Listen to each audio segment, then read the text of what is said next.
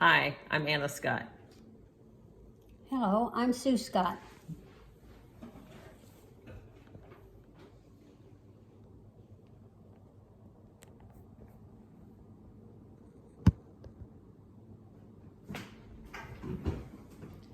Nursing is known to be a very sociable career field, with talking to almost everyone on a day-to-day basis. Hello, my name is Abigail Scott, and I'm here to talk about the importance of communication in nursing and what communication skills are being used. There are many different communication concepts in nursing, all of which are very important. In order to give the patient the proper care they need, they must rely on the nurses to have proper and effective communication skills. Employers specifically look for someone who has the ability to successfully communicate with others when they are interviewing. Nonverbal and verbal communication skills will be the key to get nurses on the road to a successful career. Nurses must communicate daily, but what separates an average nurse from an excellent nurse is the ability to communicate. It is mandatory to have accurate, clear, and truthful communication with patients so they know their exact intent with their health. Hospitals can be scary, especially if it's for a procedure. The nurse needs to make personal relationships with their patients to make them feel safe and letting them know that they have a friend in a potentially very lonely time.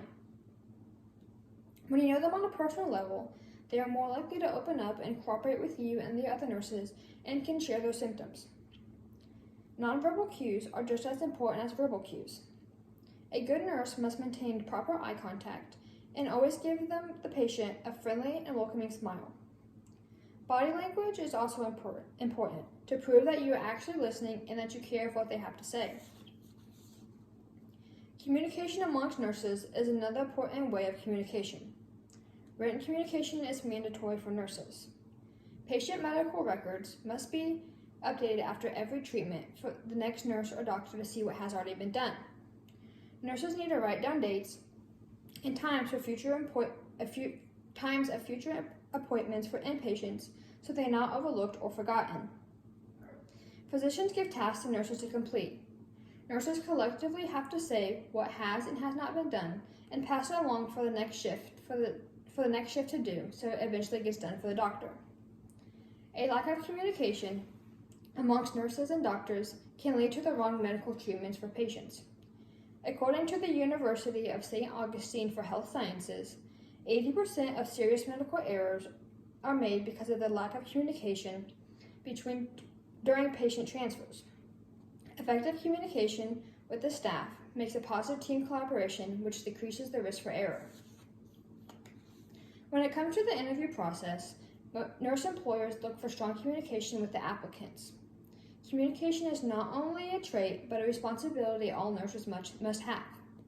Through LinkedIn, every registered nurse position at St. Vincent Hospital said they must, quote, communicate patient condition with others.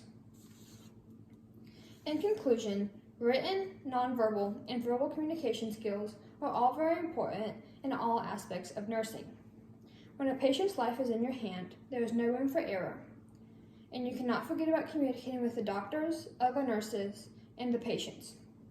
Communicating could be the reason why life gets saved. Any questions? I have a question. Yes. So you're saying there's different kinds of communication, verbal and nonverbal? Can you explain that? Yes, verbal communication is how you talk to the patient and how you use your words and your tone. Nonverbal communication is your eye contact and, like I said earlier, maintaining a good posture, etc. Can you give me an example of negative communication or nonverbal?